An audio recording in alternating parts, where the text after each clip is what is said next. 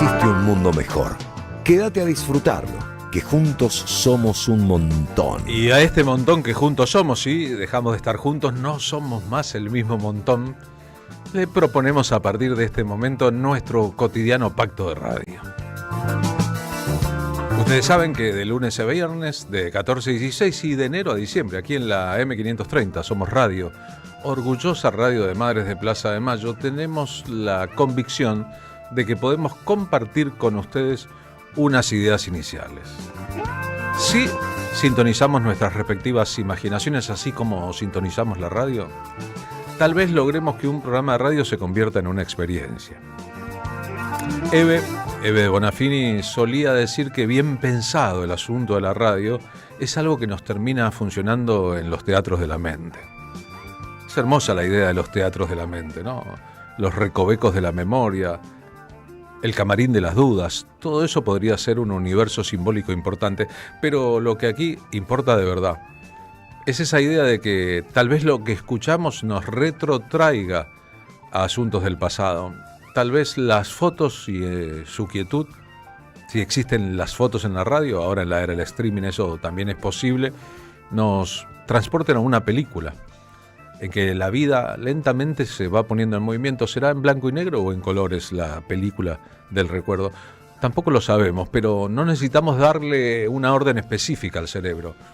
Así como el corazón late más allá de que se lo ordenemos o no, así como los pulmones nos hacen respirar, el cerebro tiene su propia lógica y su propio trabajo. Es un músculo perezoso, ¿eh? No le pidan al cerebro que acelere, pero en esa pereza, en esa lentitud nos genera un microclima interno que tal vez pueda transformar esto, un programa de radio común y corriente, en una experiencia que por momentos se convierta en una experiencia saludable.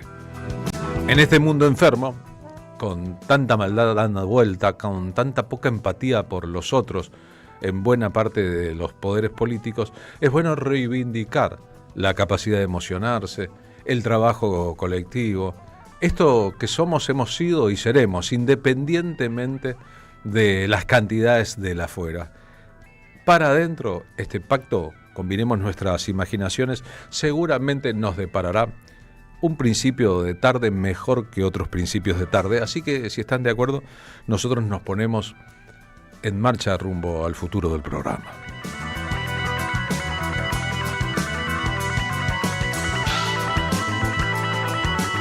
Hace hoy exactamente medio siglo, el 17 de junio de 1976, en Mendoza, caía Paco Urondo, uno de los escritores y periodistas más importantes de la historia argentina, y ni hablar del campo de lo nacional y popular. Paco Urondo era un santafesino radicado en la capital federal de una vida muy intensa.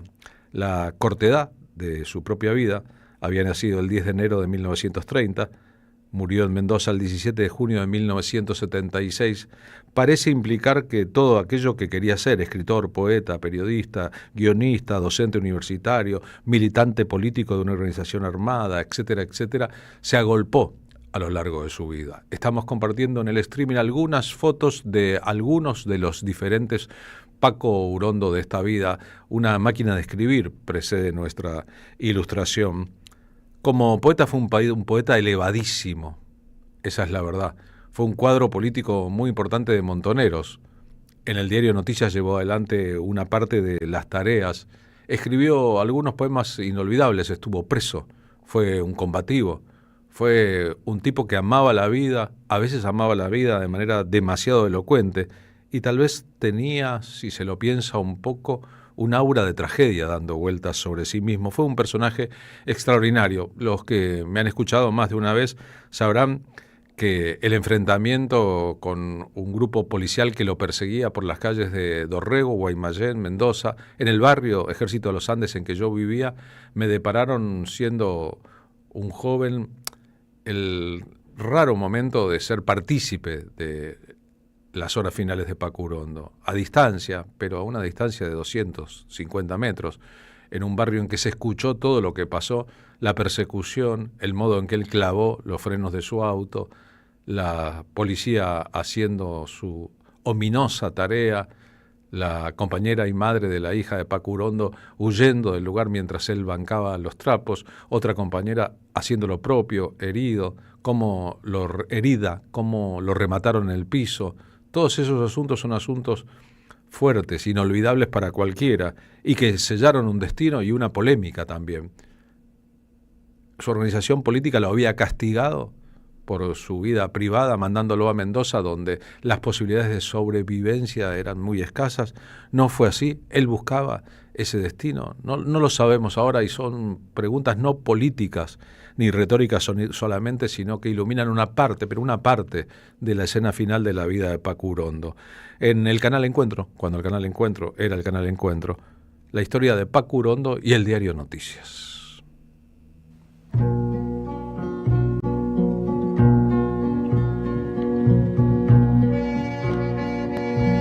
Paco Urondo tiene un papel muy importante, con el cargo político más alto dentro del diario.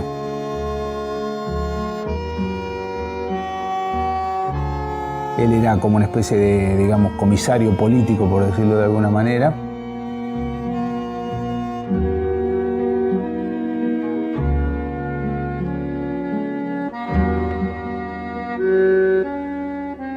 El director era Bonazo. Era un diario frente amplista, en el sentido que ahí estaban el punto de vista no solo de la gente de Montoneros, sino también de la gente que apoyaba a Cámpora, del camporismo, de una izquierda nacional, de cierto sector del radicalismo. Y llegaba al gran público como dándole mucha cobertura a los deportes y con unas fotografías excelentes. El diario realmente fue algo fuera de lo común. Era un diario que llegó masivamente sin perder su esencia de informar. Tenía una tirada efectiva de 130.000 ejemplares y que llegaron a ser 185.000 el día que murió Perón, con esa famosa tapa donde dice dolor, en letra catástrofe grande, que está escrito el texto, el pequeño texto que acompaña por Rodolfo Walsh. Los conflictos siempre estaban y bueno, también afloran en el diario. En un momento Paco Urondo es removido como secretario político, digamos. Y el que viene es una persona más permeable, digamos, a negociar con el peronismo. Tanto Paco Urondo como Julio Roque, que venían de las FARC, eran más críticos con respecto a la política que estaba haciendo ese tercer gobierno peronista, que sabemos que se había inclinado hacia la derecha del movimiento.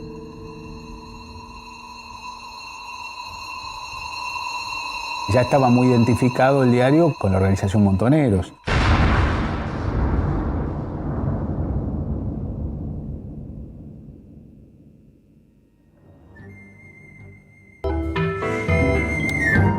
Para situar en su lugar a Paco Urondo, comisario político de su organización dentro del diario Noticias, hay que decir que en el diario, ahí están los nombres, es Roberto Baschetti, el historiador que va proporcionando la lista, trabajaba en Juan Gelman, como está claro, Rodolfo Walsh, autor del título del día de la muerte de Perón, entre otras figuras legendarias como el poeta Juan Gelman. Juan Gelman, Paco Urondo, Rodolfo Walsh son nombres muy pesados en esta historia, Miguel Bonazo, etc. Esta es la música que Luis María Serra y Javier Urondo compusieron para el documental La Palabra Justa, del cineasta Daniel de Salom. La Palabra Justa, como La Pura Verdad, son títulos que emanan de la obra poética de Paco Urondo. La facilidad del recuerdo mediante la versificación es parte del legado que nos deja en la historia. Podríamos hacer un ciclo con las películas en que él trabajó como guionista o hizo un cameo también, con su aporte a la historia de la televisión. Podríamos hablar del restaurante que su hijo, Javier, puso en homenaje a los placeres culinarios de los que Paco Urondo gustaba. Podemos retratarlo en una época con una serie de sus amistades en el mundo de la cultura y el espectáculo. Cristina Vanegas, que formaba parte de ese círculo de personalidades importantes sobre las que giró una parte de la vida porteña de Paco Urondo, diciendo su poema Carlos Gardel: este es el poema que utilizamos al principio de nuestro espectáculo de resistencia tanguera. extranjero del silencio en el mundo arrasado, vertiente de la extrema melancolía y del coraje y de la velocidad del amor y del miedo, dueño de la ciudad, de su memoria blanda y de la madrugada hambrienta y sin sentimiento, y de la suprema cordura de los vagos, cómplice de los encuentros, de la grapa que nos hizo hablar, loco de la noche, despreocupado amigo del alba, señor de los tristes.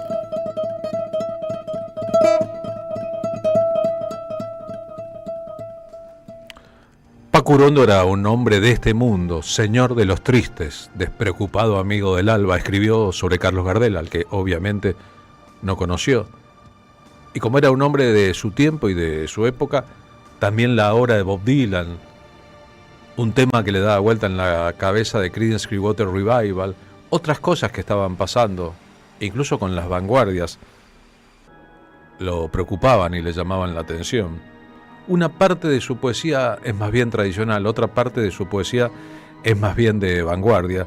Aquí está su compañero de generación y de luchas, Juan Gelman, leyendo Quiero denunciar ante todos, de Paco Urondo. Quiero denunciar ante todos, público y clero, el robo de un par de anteojos, de alguna camiseta sucia y pañuelo usado, un número impreciso de poemas que venía escribiendo en los últimos años de esta guerra, un aparato de televisor, discos, armas, souvenirs varios, un libro de Lenin, un disco de Don Pepe de la Matrona que me regalara el divino Divinsky por recomendación del Marqués del Cante, Don Fernando Quiñones, un asiento argelino, piedritas, cartas, 2 botellas de vino chileno, documentos reales y apócrifos y otras cosas pequeñas pero queridas. Nada de esto ni de otras cosas que omito han reaparecido.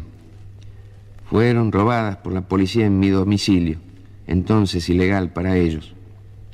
Las armas perdidas ya han sido debidamente detalladas, las largas y las cortas, las buenas y las malas.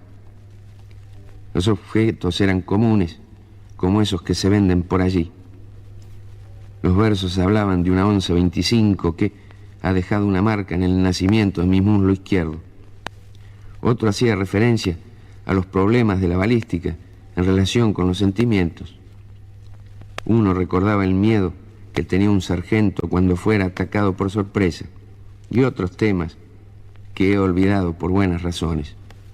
Algunos de estos papeles desaparecidos por el miedo que la policía metió a mucha gente, entre ellas a una mujer llamada Lucila, que materialmente quemó uno que otro.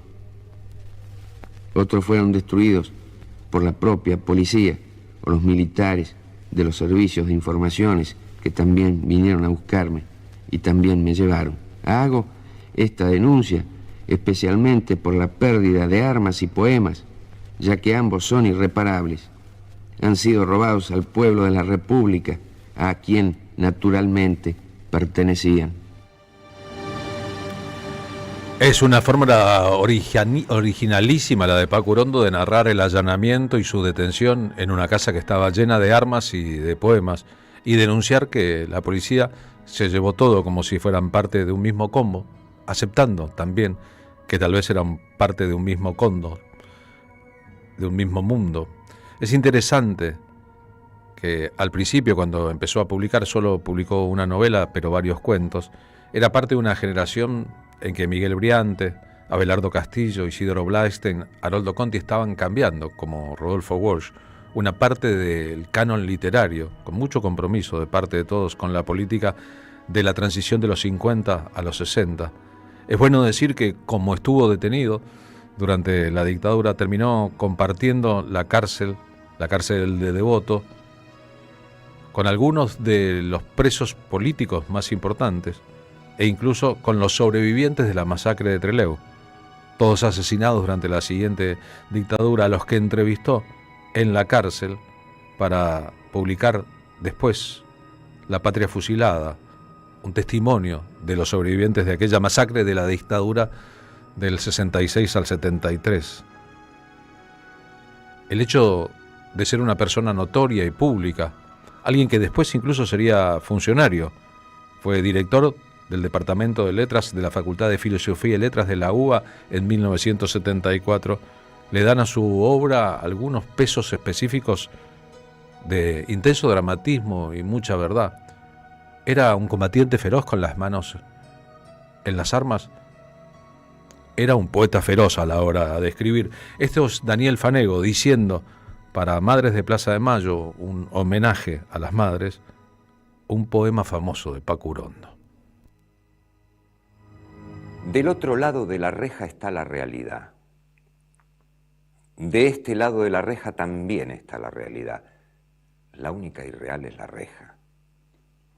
La libertad es real, aunque no se sabe bien si pertenece al mundo de los vivos, al mundo de los muertos, al mundo de las fantasías o al mundo de la vigilia, o al de la explotación o al de la producción. Los sueños, sueños son. Los recuerdos, aquel cuerpo, ese vaso de vino, el amor y las flaquezas del amor, por supuesto, forman parte de la realidad. Un disparo en la noche en la frente de estos hermanos, de estos hijos, aquellos gritos irreales de dolor real de los torturados en el Ángelus eterno y siniestro en una brigada de policía cualquiera son parte de la memoria. No suponen necesariamente el presente, pero pertenecen a la realidad. La única aparente es la reja cuadriculando el cielo, el canto perdido de un preso, ladrón o combatiente, la voz fusilada, resucitada al tercer día en un vuelo inmenso cubriendo la Patagonia, porque las masacres, las redenciones, pertenecen a la realidad como la esperanza rescatada de la pólvora, de la inocencia estival, son la realidad como el coraje y la convalescencia del miedo, ese aire que se resiste a volver después del peligro, como los designios de todo un pueblo que marcha hacia la victoria o hacia la muerte, que tropieza, que aprende a defenderse, a rescatar lo suyo, su realidad. Aunque parezca a veces una mentira, la única mentira no es ni siquiera la traición. Es simplemente una reja que no pertenece a la realidad. Cárcel de Villa Devoto, abril de 1973. La versión inicial de la policía de Mendoza, publicada incluso en los diarios locales al día siguiente del asesinato, un día como hoy en 1976, hace ahora exactamente entonces 50 años, es que ha vivido un enfrentamiento con subversivos y unos habían caído y otros habían huido a lo largo de ese enfrentamiento. La verdad es que fue una emboscada de la policía a un dirigente político que estaba marcado y que tal vez pensaba que su suerte estaba asignada, pero que hizo todo lo posible para la sobrevivencia de aquellos que lo acompañaban a bordo del auto en que estaba.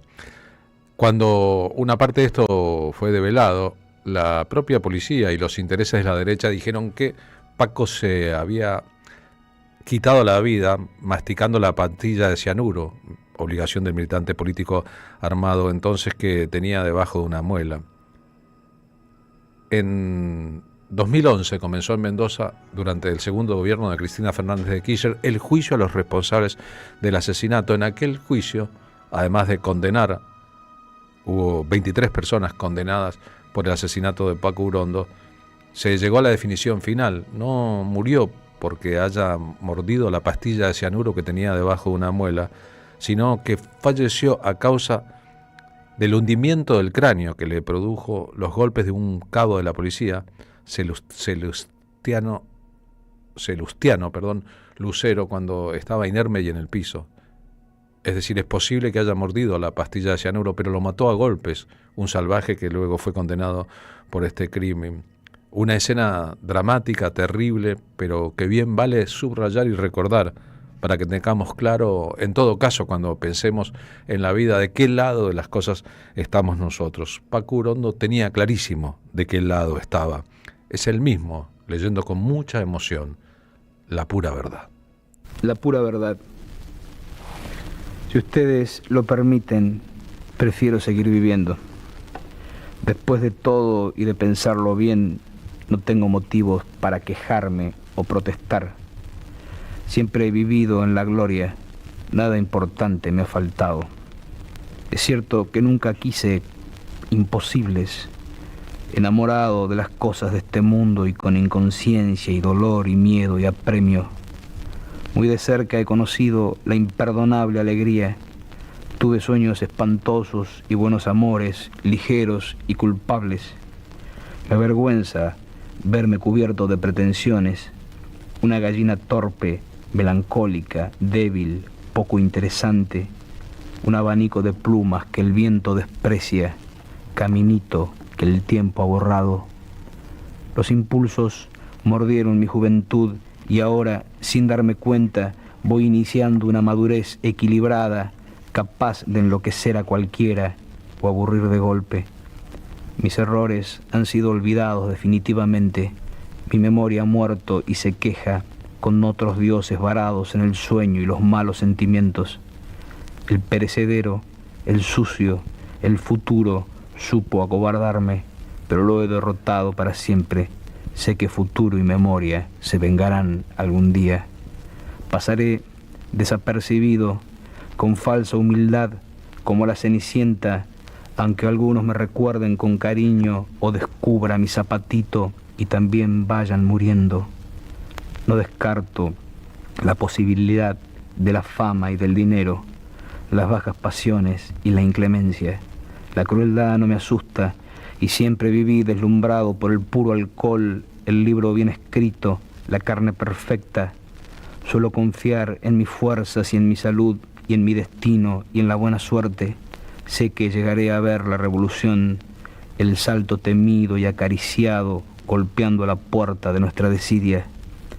Estoy seguro de llegar a vivir en el corazón de una palabra, compartir este calor, esta fatalidad que quieta no sirve y se corrompe. Poder hablar y escuchar la luz y el calor de la piel amada y enemiga y cercana. Tocar el sueño y la impureza, nacer con cada temblor gastado en la huida, tropiezos heridos de muerte, esperanza y dolor y cansancio y ganas, estar hablando, sostener esta victoria, este puño, saludar, despedirme, sin jactancias, puedo decir que la vida es lo mejor que conozco. Memoria y futuro se vengarán un día, escribió Paco Urondo. En los bares del centro de la ciudad de Buenos Aires, en los restaurantes del Bajo Porteño, donde transcurrió una parte de su vida, y una parte de su vida en las redacciones, están las leyendas de los pucheros que Paco Urondo comía, de los vinos que tomaba, de la grapa que lo envalentonaba. Hay una plazoleta en Puerto Madero que homenajea su historia con su nombre. El Centro Cultural de la Facultad de Filosofía y Letras en el Bajo Porteño, en 25 de mayo, lleva su nombre. El Centro Cultural Provincial Santafesino, el Centro Cultural de la Memoria en Santa Fe y del Arte, lleva su nombre. En el siglo XXI se ha editado su obra poética completa, muy compleja, su obra periodística completa, sus cuentos completos, sus ensayos. Hay un Paco Urondo a medida de cada una de las búsquedas, eso es verdad, y la leyenda fuerte del hombre que fue. Cada vez que Tato Cedrón canta algunos temas como Yuyo Verde, antes recuerda a Paco Urondo.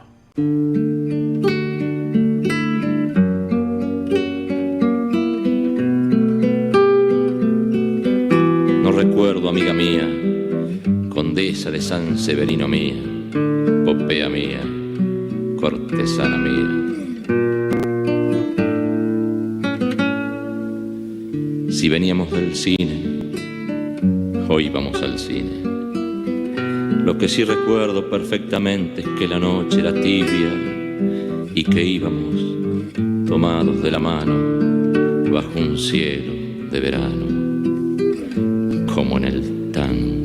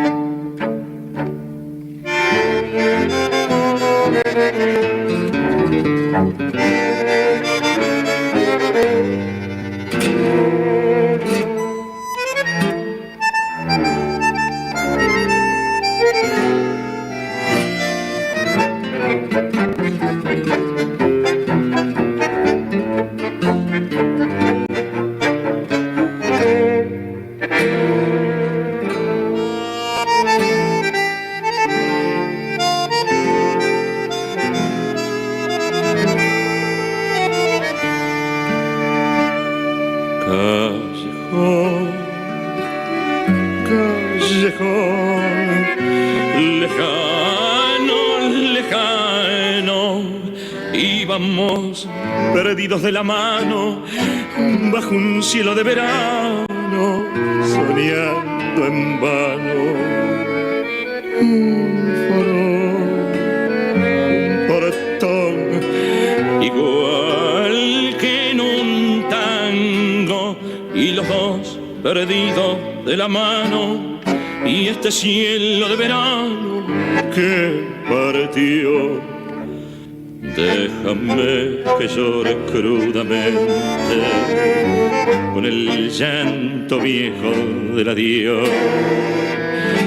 Donde el callejón se pierde brotó este yuyo verde del perdón. Déjame que llore y te recuerde, trenzas que me anudan al portón. De tu país ya no se vuelve, y con el yuyo verde del perdón.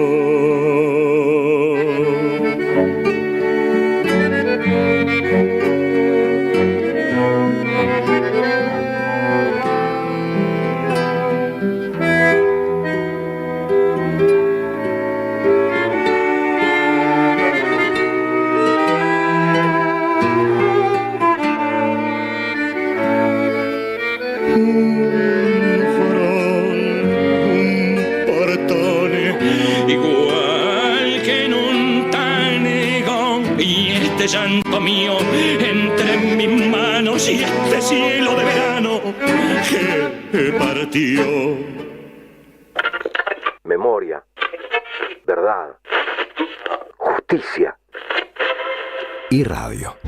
Carlos Polimeni, AM530.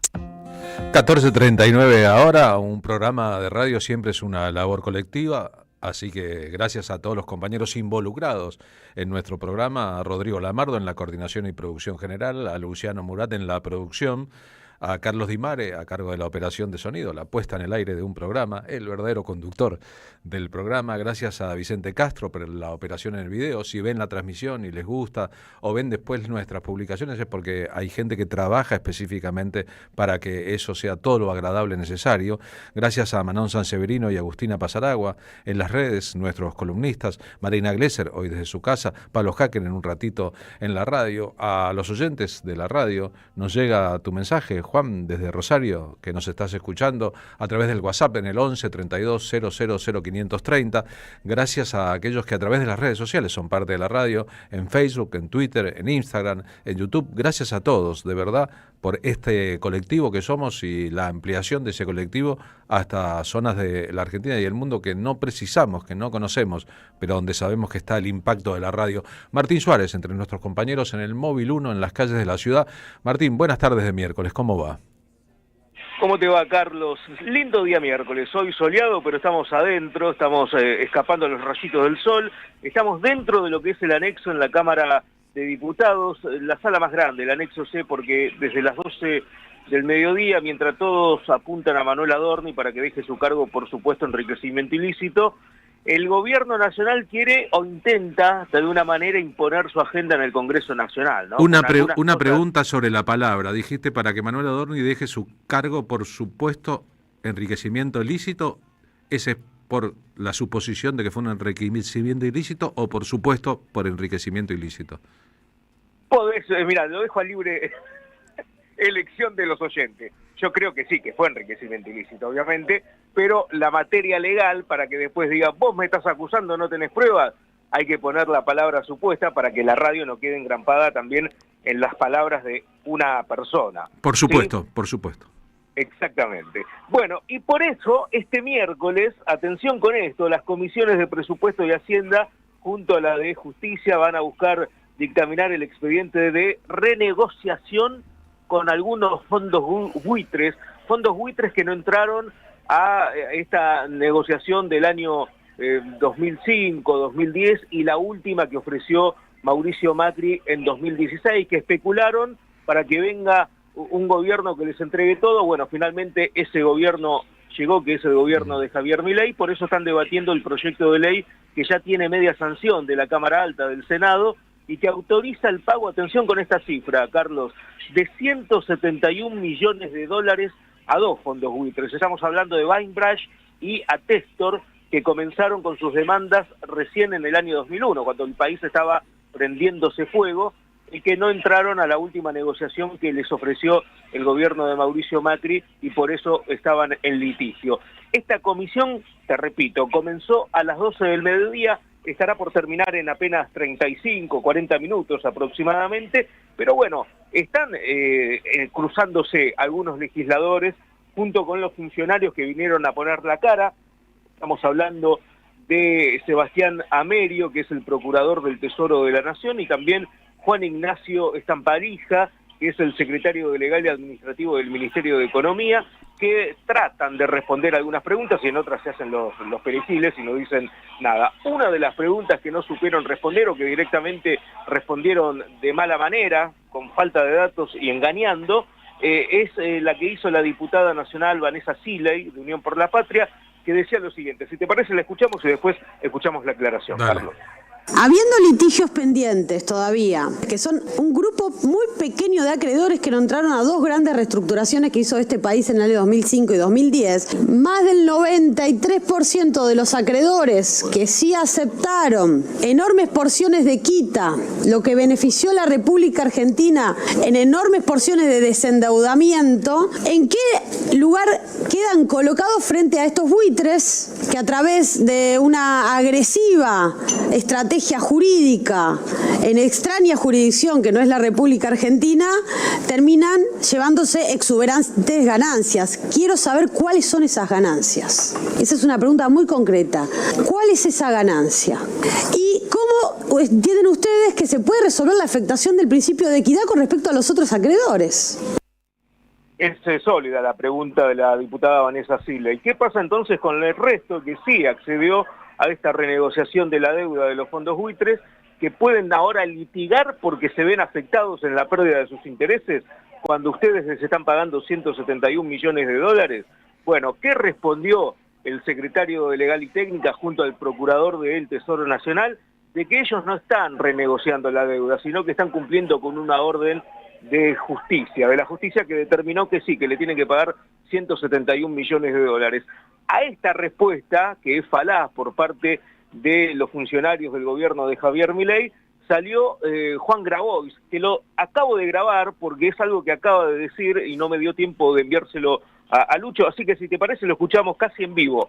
¿Qué era lo que le respondía Juan Grabois, el diputado de Unión por la Patria, a estos funcionarios? Dale. Es mentira. Es absolutamente falso que esto es una sentencia. Si es un acuerdo, no es una sentencia.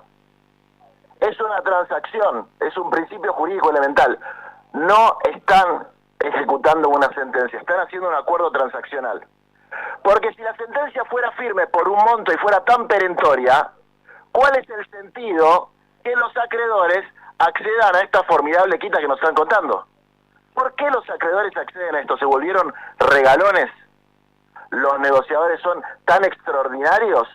¿O acaso tal vez ejecutar esto no es tan sencillo como nos cuentan?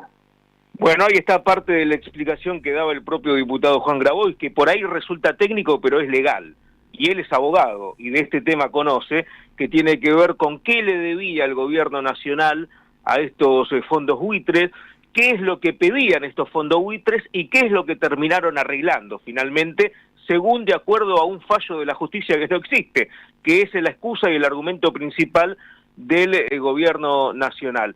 Hay un fallo de la justicia, pero que no está ordenando pagar esto, sino que están renegociando esa deuda para no llegar a una sentencia firme, ¿no? Que seguramente no va a salir nunca porque es totalmente ilegítima la deuda que están reclamando los fondos buitres, Carlos. Hay un modo de pensar esto que es pensar las cosas al revés. Si vos fueras propietario de un fondo buitre, ¿quién quisieras que gobierne en la Argentina? Si fueras el presidente de Estados Unidos, ¿quién quisiera que gobierne en la Argentina? Si fueras el Fondo Monetario Internacional, ¿quién quisieras que gobierne en la Argentina? Si fueras traficante de armas o vendedor de chatarra militar convertida en avión, ¿quién quisieras que gobierne en la Argentina? Y una vez que tengamos estas respuestas, todos sabemos la respuesta, ¿qué estarías dispuesto a hacer para que el que vos querés gobierne en la Argentina y facilite tus negocios? Y la respuesta queda flotando en el viento. Y las consecuencias en la vida política argentina y la estupidez, la imbecilidad o la inocencia de aquellos que votan un proyecto creyendo que es un proyecto propio y no hacen más que votar los intereses foráneos, completan el cuadro de la Argentina de hoy. Exactamente, y no es casual que este debate, porque lo podrían haber debatido en otro momento, lo hagan en medio del Mundial, del inicio del comienzo del Mundial de Fútbol, porque es un tema que toca profundamente, no solamente los intereses nacionales, económicos, mientras vos le estás diciendo a la gente que van a entrar dineros exorbitantes de empresas privadas que van a venir a debatir aquí, que van a venir a invertir aquí, mejor dicho, a través del Super Rigi, del Rigi y de todos los Rigi juntos. Por otro lado, le estás entregando 171 millones de dólares a fondos buitres que están muy engrampados con funcionarios que hoy están gobernando en el gobierno de Milei. Llámese Toto Caputo, llámese Sturzenegger, y todo esto lo tratan de hacer a espaldas de la sociedad. Por suerte, se accedió a la sala más grande, que es el anexo C de la Cámara de Diputados, donde hay mucho público que está observando qué es lo que está pasando, además de la prensa. Bien, hoy la ciudad y muchas ciudades de la Argentina, seguramente todos, nosotros estamos en la ciudad de Buenos Aires, está embanderada después del triunfo de anoche de 3-0, 3 goles de Messi de Argentina frente a Argelia, pero yo creo que ese embanderamiento o el entusiasmo que a todos nos genera a los que gustamos del fútbol en un mundial no debe confundirse con la bobera respecto a la política o con que todo el mundo llega en la sociedad argentina a fin de mes como solía pasar en otros periodos históricos. Así que es bueno subrayarlo, que una cosa que es un árbol no tape el bosque de la realidad, que es la realidad política y social económica de Argentina bajo los gobiernos de derecha. Martín, gracias. Y quiero aclarar, yo no soy antifútbol, soy bien termocéfalo en ese aspecto, pero una cosa no quita la otra. Hay que aclarar cuáles son los tantos y cuál es el aprovechamiento político que está haciendo el gobierno nacional en este contexto. Gracias, Carlos. Sin lugar a dudas. Abrazo grande, Martín Suárez. Martín Suárez, en el Móvil 1. En las calles de la Ciudad de Buenos Aires, los audios que escuchaban además es porque está en el Congreso donde se está debatiendo. Ahora, ¿qué hacer, hermano, en medio de la noche donde la Coca-Cola se te caga de la risa? Escribió Armando Tejada Gómez en los años 60 en un famoso poema llamado Peatón, diga no. Yo creo que en eras como estas hay que resistir. Y digo esto porque este domingo, el domingo que viene, el domingo 21, es el Día del Padre. Tenemos una nueva función de nuestro espectáculo de resistencia tanguera en La Carbonera a las 20. No estaría nada mal, al menos yo lo voy a hacer con mis hijos disponibles, festejar el domingo en La Carbonera, el Día del Padre. Seguramente La Carbonera hará un 2x1 hoy o mañana para padres e hijos. Es una idea, lo estoy sugiriendo desde la radio.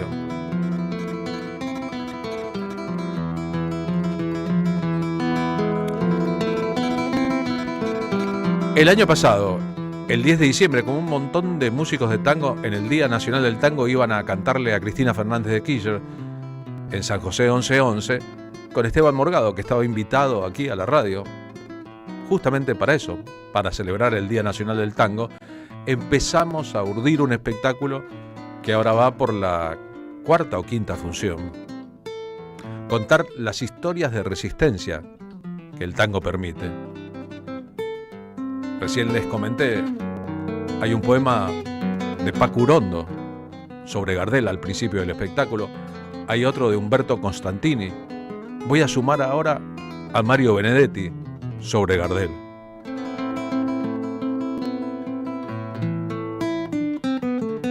Y contamos un montón de historias que a veces el tango ignora o no cuenta, como Cátulo Castillo, proscripto por la Libertadora, escribió Con eso en el alma, un clásico con Aníbal Troilo llamado La última curda, y cómo después, recordando a Evita y los que se burlaban de su cáncer y se reían de su abrazo con Perón, escribió Desencuentro. Vamos a pasar por los tangos sociales, aquellos como Aquaforte o como Silencio, que permiten contar que detrás de las historias del tango hay muchas cosas que ignoramos. El contexto y el tiempo, la década infame de una parte central de la obra de Enrique Santos Discépolo, al que también por su adhesión al gobierno peronista del 46 al 55 marginaron, ningunearon y empujaron a una tristeza que le quitó la vida cuando pesaba menos de los años que tenía, y tenía apenas 50 y un poquito. A lo largo de las funciones ocurren un montón de cosas. En este caso, cantores invitados. Delfina Chef, una super voz de la música de hoy en la Argentina. Omar Gianmarco, que está a punto de publicar un disco nuevo. Voces interesantes que aportan un montón. El Pollo Raffo, que se sentará en el piano de la Carbonera, el piano que no usamos prácticamente en este espectáculo de Resistencia Tanguera para hacer lo suyo.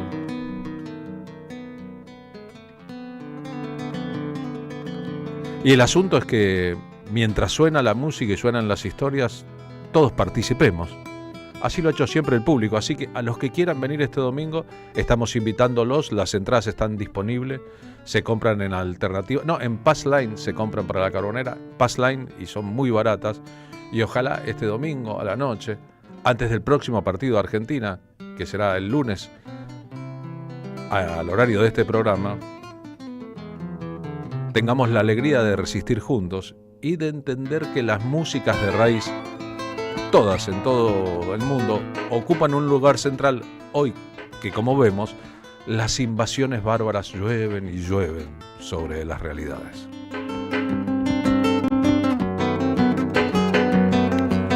También cantará con nosotros este domingo, repertorio gardeliano, Marcelo Barcels.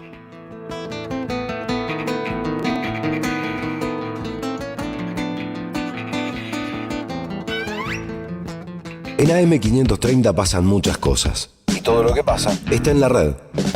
Somos Radio AM530 en YouTube. Entérate de lo que pasa. AM530. Somos redes. Somos radio. Hay un lugar donde todo invita a quedarse. Un destino para disfrutar en cada momento. Aventura, deporte y relax. Esta temporada, Santiago del Estero te espera. Gobierno de la provincia de Santiago del Estero. 12 libros con las grandes plumas que escribieron sus históricas contratapas. Hellman, Sacomano, Eva Giberti, Feynman, Hugo Soriani, María Moreno, Fresán, Galeano, Horacio González, Dalmaceto, Bayer. Este domingo en tu kiosco el primer libro, Osvaldo Soriano. Compra opcional 25.000 pesos con página 12. Este programa lo auspicia Huawei, desde hace más de 20 años impulsando el desarrollo de las telecomunicaciones en Argentina. Cámara de Diputados de la Provincia de Buenos Aires. Seguinos en nuestras redes sociales y entérate de nuestras actividades. Encontranos en X como @HCDiputados, en Instagram, Facebook, YouTube y TikTok como Diputados BA. También podés visitar nuestra página web y suscribirte a nuestros canales de difusión en WhatsApp y Telegram. El sabor que te acompaña es Café Bantú. El aroma en la mañana del Café Bantú. Bantú. Tronador.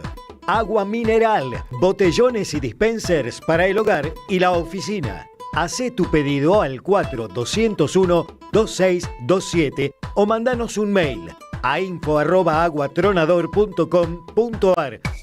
Tronador, agua de mesa envasada. 12 de octubre 632 en Avellaneda. Te esperamos en el Centro Cultural de la Cooperación Floreal Gorini para disfrutar de teatro, danza, música, espectáculos para las infancias, conferencias y presentaciones. Podés compartir un rico café o leer un buen libro en la calidez de nuestra planta baja. Recorre nuestra agenda en www.centrocultural.coop y seguinos en las redes sociales. Comprando las entradas con tarjeta Cabal Crédito o Débito accedes a un 50% de descuento. Centro Cultural de la Cooperación Floreal Gorini, Avenida Corrientes 1543, Ciudad de Buenos Aires. Una experiencia cultural y cooperativa.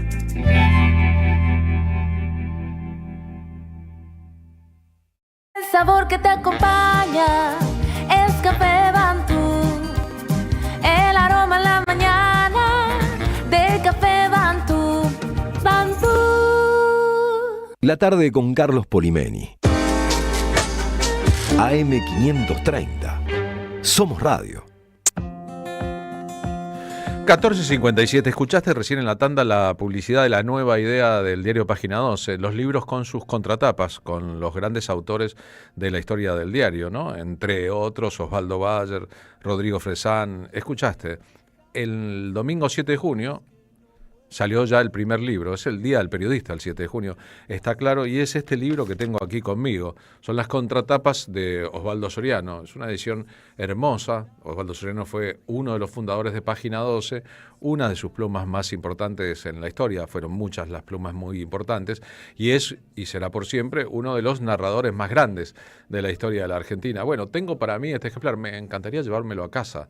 Esa es la verdad. Me gusta el diseño de la portada, los colores, etcétera, pero lo vamos a sortear entre los oyentes. Vamos a sortear a partir de ahora entre los oyentes que WhatsAppen con nosotros al 11 32 0530 el primero de los libros de la colección de contratapas de Página 12. Nos escribís, nos dejás tu nombre, los últimos 3 números del DNI y agregás quiero participar del sorteo del libro. En caso de que te ganes, lo pasás a buscar por la puerta de la radio. Yo participaría del sorteo del libro, me gustaría llevármelo a casa, pero vamos a sortearlo entre los oyentes, que es lo que corresponde. Las contratapas de Página 12 en total están en el anuncio que escucharon recién, incluirán textos de José Pablo Feynman, de Horacio González, de Eduardo Galeano, de María Moreno, de Eva Giberti, de Guillermo Sacomano y de Hugo Soriani, pero el primero, es un caso completamente excepcional. Y los libros están y estarán mucho más barato de lo que cuestan en general los libros, según mi paseo de anoche mismo por las librerías de la ciudad de Buenos Aires. Así que gracias, y en un ratito estamos comunicándonos. Ya hay un montón. Silvia Cittadini escribió quiero estar adentro, etcétera, etcétera, del sorteo. Lidia, muchísimas gracias a todos. Así se disparan las cosas aquí. En tanto, antes de la columna de inteligencia artificial, les quiero recordar el café Bantú, que es el café que tomamos aquí en la radio, que consumimos en la radio. Café de radio, aroma, sabor de mañana. Lo podés probar en tu casa, también en la oficina. Café de especialidad con máquinas de última generación. Es muy fácil de ubicarlo. En Instagram, @Café Bantú, todo junto, o en la web podés escribir un mail, cafebantú.com.ar, un correo electrónico sería lo preciso, ¿no? Alguna vez el gran futbolista Jorge Valdano, autor de un gol a Alemania en la final de 1986, preguntado que fue sobre ¿para qué sirve jugar bien al fútbol? Si lo único importante parece ser ganar, contestó con una idea de Borges: ¿y para qué sirve el olor del café a la mañana temprano? ¿Para qué sirve el olor del café a la mañana temprano? ¿Para qué sirve jugar bien al fútbol? Podría parecer que para nada, pero sirve para un montón de cosas. Eso podemos garantizarlo.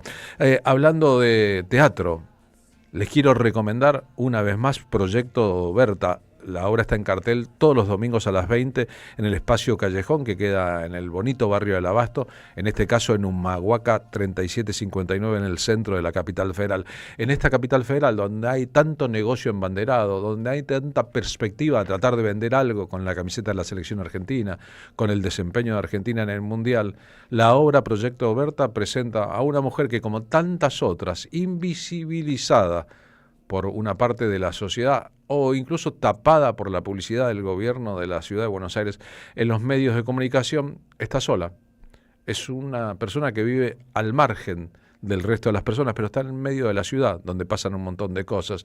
¿Y qué hace Berta, que está sola y marginada? Bueno, cuida perros callejeros, que también están solos y marginados.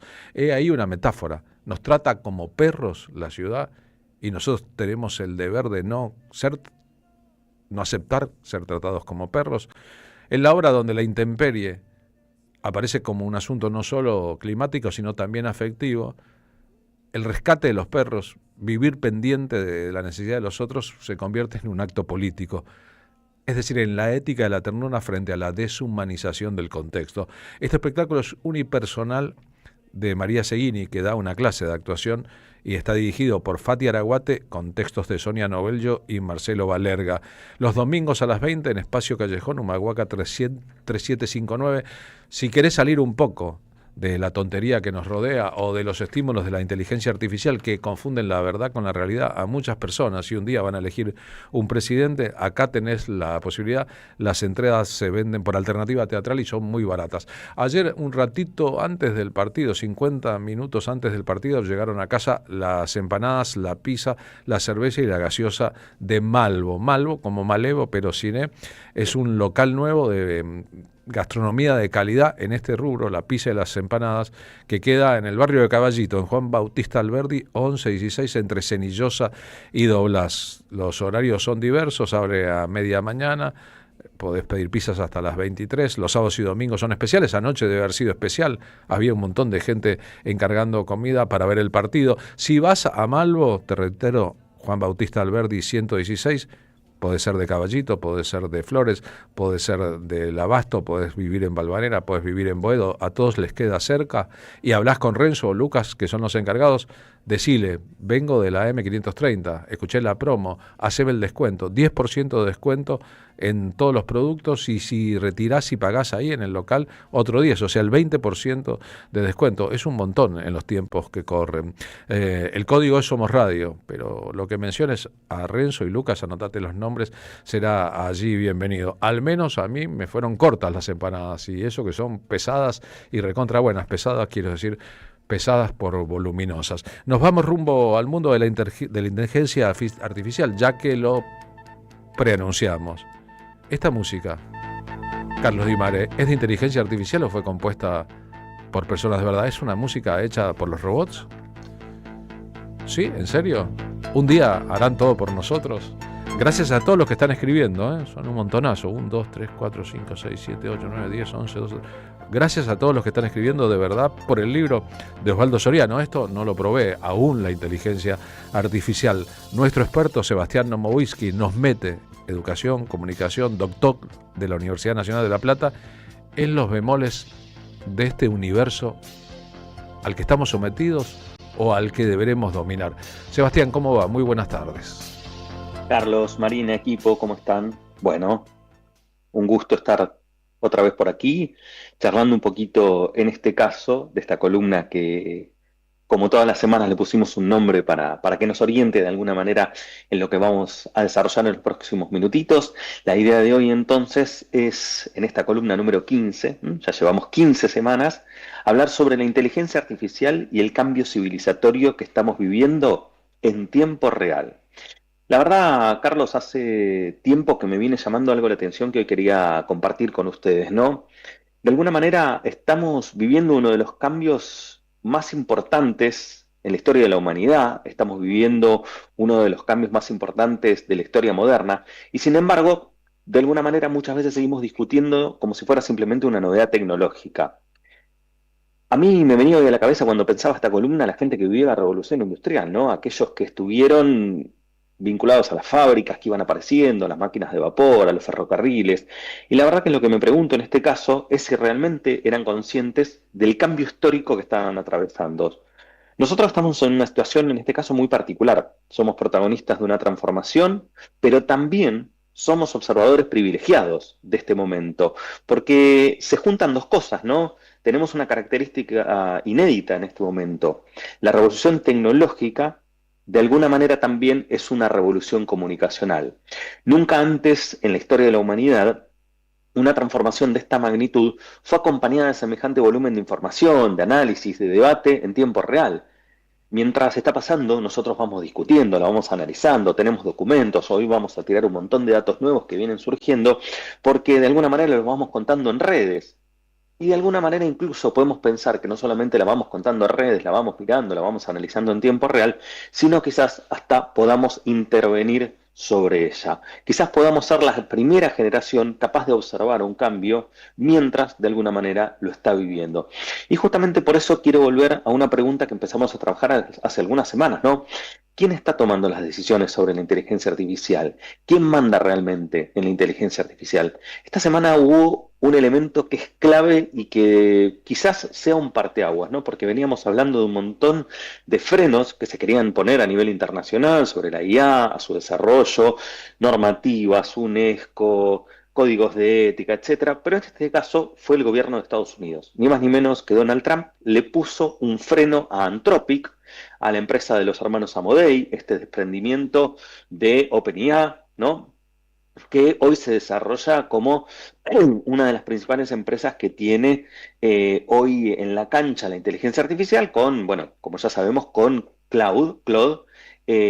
Pero bueno, Anthropic presentó sus últimos dos modelos, Fable 5 y Mythos 5, y 2 días después, el gobierno de Estados Unidos le pidió, ni más ni menos, imponer controles a estos modelos. No podían ser utilizados ni por ciudadanos extranjeros, ni por extranjeros que estuvieran dentro de Estados Unidos, ni siquiera por empleados extranjeros de la propia Anthropic. Y eso, la verdad, es un cambio extraordinario, porque lo que termina pasando es que Anthropic dijo, bueno, si no lo pueden usar los extranjeros, directamente lo que vamos a hacer es sacarlos de circulación. Sobre todo Mythos había sido muy polémico cuando había salido, porque era esta famosa IA que podía romper casi cualquier sistema operativo y romper los cortafuegos, es decir, las defensas, los firewalls, que tiene casi cualquier sistema. Entonces, lo que empezaba a pasar era que dejaba de ser una IA tradicional y era una IA que podía, de alguna manera, tirar abajo casi cualquier sistema informático y, por lo tanto, los sistemas informáticos de defensa empezaron a ser un tema central. Este tipo de nueva inteligencia artificial tan potente, de alguna manera, empezó a hacer que dejemos de hablar de software, que dejemos de hablar de alguna manera de controles de exportación y empecemos a hablar de seguridad nacional, de soberanía tecnológica, ¿no? Cuando un gobierno como el de Estados Unidos bloquea la circulación internacional de un modelo de inteligencia artificial, ya no estamos solamente hablando de tecnología, sino que estamos hablando de movimientos geopolíticos, de protección, de ciberseguridad, pero sobre todo también de lo que tiene que ver con soberanía tecnológica, de en este caso una de las potencias más importantes del mundo. En la misma semana hubo otro movimiento que también es clave mencionar. Mientras todo esto pasaba, SpaceX salió a la bolsa alcanzando una evaluación, estos números que nunca terminamos de entender, pero los tiro porque son importantes, de 2.6 billones de dólares, convirtiéndose en una de las empresas más valiosas del planeta y por supuesto haciendo de Elon Musk el primer billonario de la historia, convirtiéndolo en el hombre más rico del mundo, con una fortuna 3 veces más grande que el segundo, ¿no? O sea, lo de Elon Musk ya es impresionante en términos de la posibilidad de que un ser humano acumule una riqueza de estas características, pero lo que pasó es que no solamente salió a la bolsa, sino que pocos días después SpaceX anunció que iba a comprar por 60.000 millones de dólares la empresa de inteligencia artificial de Cursor, que es, para los que conocen un poquito, un competidor directo de Cloud Code, es decir, es una inteligencia artificial específicamente para programar. Cursor no es una empresa cualquiera, es una empresa de programación central en lo que es el ecosistema de Silicon Valley y genera millones y millones de dólares anuales de ingresos. ¿Qué significa esto? Que SpaceX sale a la bolsa como una empresa aeroespacial, ya sabemos, la que quiere conquistar Marte, etcétera, pero lo primero que hace después es comprar una empresa de IA. Sabemos que SpaceX también tiene Starlink, que es las antenitas que ahora vemos incluso en los coches dando vuelta, ¿no? Entonces lo que empezamos a ver es que la infraestructura de inteligencia artificial se va metiendo también en empresas que no estaban supuestamente dedicándose a esto, pero que empiezan a combinar, ¿no? Como hace SpaceX, Starlink, Grok, que es de Elon Musk también, infraestructura, satélites, datos y capacidad financiera. Ya no estamos frente a empresas tecnológicas, por supuesto estamos frente a infraestructuras de poder. Y acá le tenemos que dar la razón, aunque no nos guste, a un personaje que venimos mencionando casi todas las semanas, que es a Peter Thiel. ¿Qué viene diciendo Peter Thiel sobre esto hace tiempo? Que la tecnología no es solo innovación, que es geopolítica, que es poder, que es capacidad estratégica y que no puede estar desanclada de una mirada, ¿no?, que tenga que ver con las relaciones de poder. Entonces, lamentablemente, si se quiere, mirando lo que pasó esta semana, no podemos no darle la razón, porque cada vez más las discusiones sobre inteligencia artificial aparecen vinculadas a defensa, a seguridad, a soberanía tecnológica, incluso a competencia global. Entonces, en este nuevo mapa, dejamos de hablar de ChatGPT, de Claude, de Gemini o de Grok como, digamos, las plataformas de IA, y empezamos a hablar de un mapa mucho más complejo con empresas, con gobiernos, con agencias de defensa, infraestructura crítica y también capital financiero y Wall Street, ¿no? Fíjense los actores que acá están metidos en medio de todo este lío. Entonces, ahora lo que empezamos a ver es organismos internacionales, el Papa y la Iglesia que también se mete, cómo se ensancha, ¿no? Como veníamos diciendo desde el inicio de esta columna, la IA capilariza casi todo, no solamente como software o como sistema, sino también como una infraestructura crítica que se va metiendo en todos lados. Entonces, lo que está en juego, y con esto vamos a ir cerrando, es quién tendrá la capacidad de decidir cómo se organiza la próxima etapa del mundo y cómo se configura esta nueva vida social que tiene que ver con el despliegue de la inteligencia artificial. Hace algunas semanas hablamos del Papa, decíamos que su intervención mostraba algo importante de la mano de uno de los cofundadores de Anthropic, que la discusión sobre IA dejó de ser técnica y hoy tenemos otra evidencia. Cuando Estados Unidos bloquea modelos, cuando SpaceX compra una empresa de más de $60.000 millones la misma semana que sale a la bolsa, cuando las discusiones pasan por seguridad nacional y por soberanía tecnológica, la pregunta deja de ser ¿qué puede hacer la inteligencia artificial?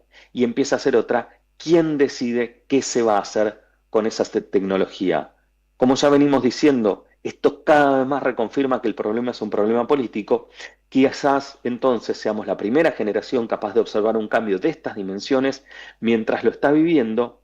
Y la pregunta que dejamos como siempre para cerrar esta columna es si vamos a limitarnos a contemplarlo o si vamos a participar de la discusión sobre quién lo conduce y hacia dónde nos lleva.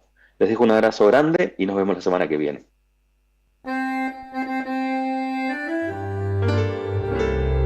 Cuando estén secas las pilas de todos los timbres, hay una radio que nunca se apaga. Cuando no tengas ni fe, que 20 años no es nada. Prende la radio. Prendete. AM530. 20 años. Somos radio. Somos comunidad. Manual práctico de oratoria de Rafael Larrastía Mendoza. En una época donde se dificulta la comunicación, SICUS presenta un manual de oratoria desde la óptica de la psicología social. Una herramienta útil para lograr el diálogo con alumnos, colegas o clientes y para mejorar el discurso de quienes ocupan lugares de conducción. Conseguilos en librerías y en @Rafael Larrastía Mendoza. Te esperamos en nuestra librería Café de Alsina 685. SICUS, libros para una cultura de la integración. Auspiciaron la tarde con Carlos Polimeni. La Municipalidad de Pehuajó sigue inaugurando obras. Cierre del primer basural a cielo abierto de la provincia de Buenos Aires. Nuevo complejo ambiental. Jardín 919. Centro de Atención Temprana Dr. Ferreira. Complejo cultural. Nueva guardia del hospital. Más de nuevas 200 viviendas. Pehuajó. Gestión Pablo Javier Zurro. El destino de tus vacaciones está en Turismo Cabal. Viví los momentos que querés, con viajes armados a tu medida, con las mejores ofertas y los paquetes que buscas, con más de 35 años de experiencia. Entra en www.turismocabal.com.ar y encontrá las vacaciones que necesitas. Turismo Cabal, seguridad en viajes. Destinada a la cartera de consumo. Más información en www.turismocabal.tour.ar. ¿Tu negocio necesita más clientes? Entonces necesitas estar donde la gente escucha, mira y participa. Hoy, la radio ya no es solamente radio. En AM530 tu marca entra a una comunidad real. Aire, streaming, redes sociales y menciones en vivo. No importa si tenés un comercio, una pyme o un emprendimiento. Armamos campañas accesibles, creativas y pensadas para que inviertas mejor y vendas más. Porque cuando una marca conecta con una comunidad, se vuelve parte de la conversación. Mándanos un WhatsApp al 11 64 19 16 50 o escribinos a nuestro mail anunciosam530@gmail.com y armemos juntos una propuesta para tu negocio. Las canciones escriben nuestra historia.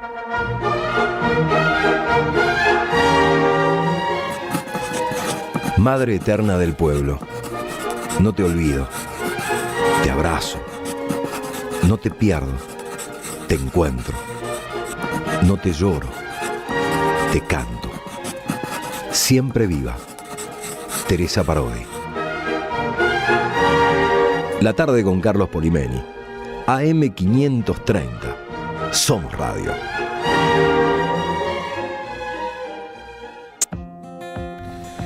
...15 y 16 minutos de esta tarde, ¿no? Ayer en el Móvil 1 Martín Suárez recuperamos y contamos un poco cómo fueron los homenajes tan plurales, tan diversos, tan hermosos, tan emotivos a Tati Almeida antes del sepelio de su cuerpo por la tarde en el cementerio de Chacarita. Anoche, un ratito antes del partido, unos 40, 50 minutos antes del partido, conté cuando vino el delivery de empanadas de Malvo a casa, etcétera, y salí a la puerta. Vivo en la misma zona donde fue realizado por su propia voluntad la sede de FOETRA, el Sindicato de las Telecomunicaciones, el velatorio de Tati Almeida. Me impresionó un poco que estando completamente vacía la calle, ese ambiente de viene el partido del Mundial, todo el mundo a sus casas o al bar más posible a ver, la permanencia de los pañuelos, ¿no? Les muestro aquí en el streaming de la radio, si no, chequen en mi Instagram, que también publiqué esta foto. Es una foto tomada con un teléfono celular en 30 segundos, enfrente de FOETRA, pero en medio de la nada y con las vallas que habían permitido ordenar el tránsito de gente. En algún momento fue de 4 cuadras el domingo por la noche. En esa manzana prácticamente daba la vuelta, estaba cortado el tránsito, autos por todas partes, etcétera, etcétera.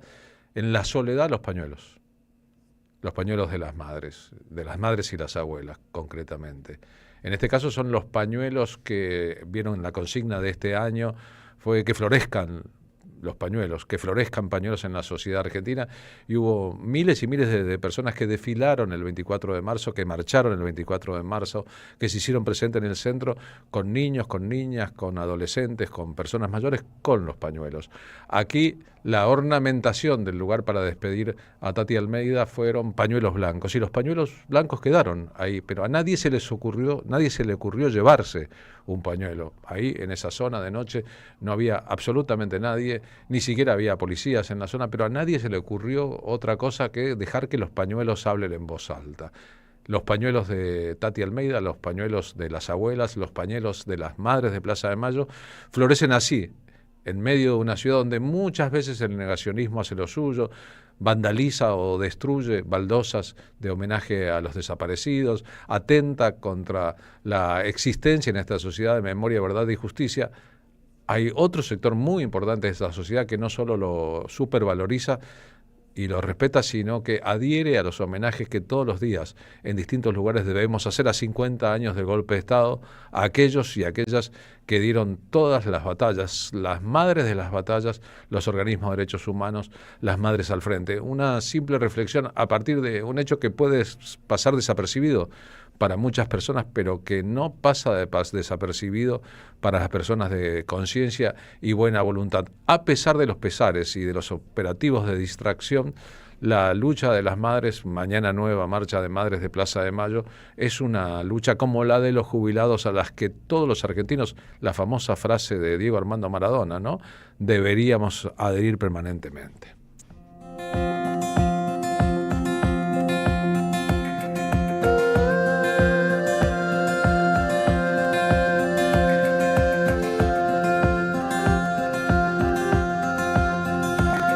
Las calles que dejamos. Hoy a distancia, Marina Glesser ayer contó al principio del programa que tenía fiebre, nuestra compañera desde su casa en el sur. Marina, ¿cómo va? Buenas tardes. ¿Con fiebre, con resfrío?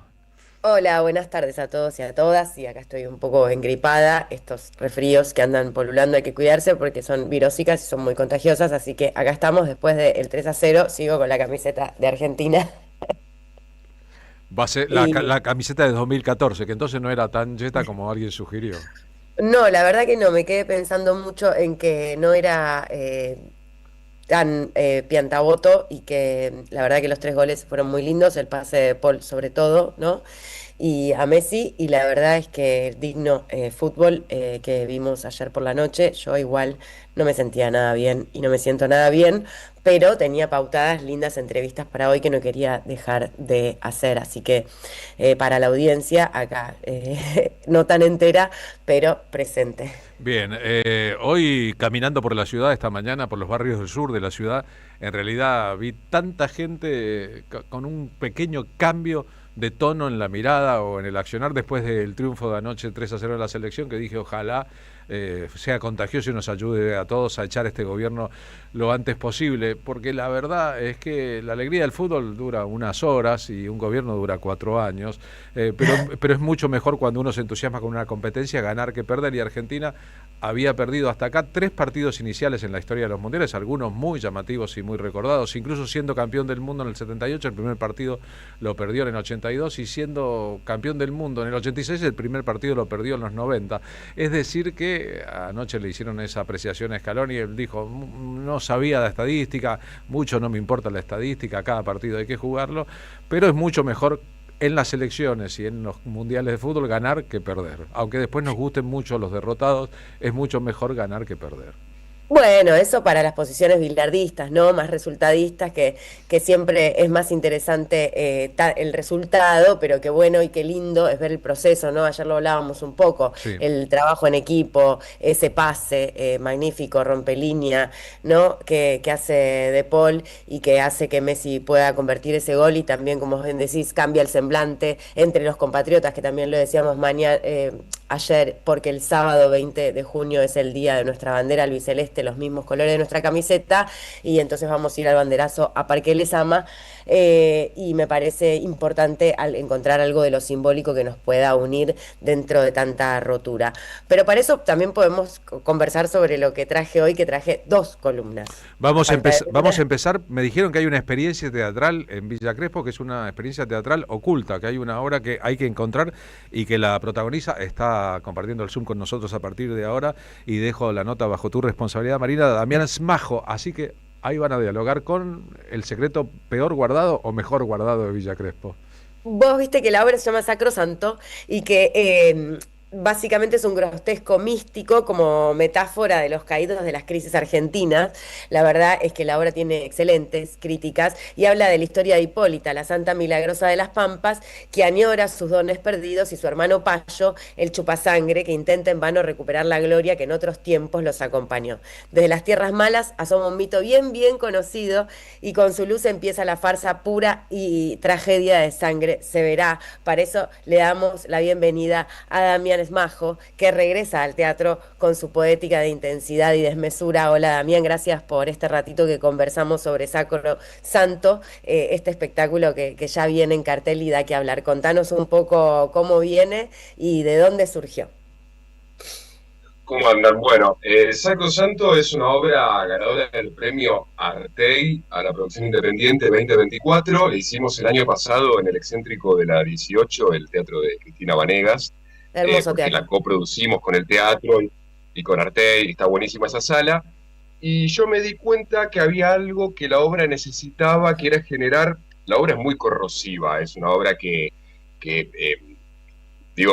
pasan muchas cosas a la vez, se ve pura actuación, y necesitaba más cercanía con el público y también un espacio que se respirara ni bien bajás o entraras a la sala.